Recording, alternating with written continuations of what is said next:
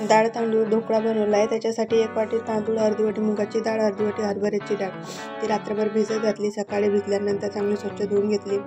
एका मिक्सरच्या भांड्यात काढून बारीक वाटून घेतली। ते वाटलेली डाळ एका भांड्यामध्ये काढून घेतली।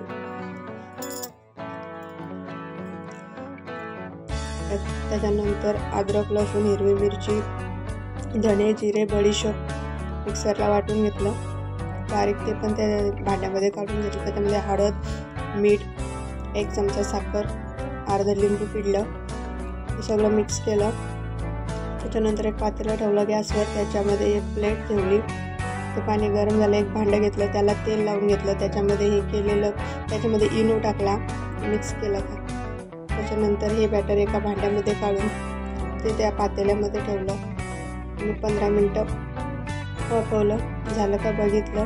त्याच्यानंतर एक साईडला फोडणी तयार केली।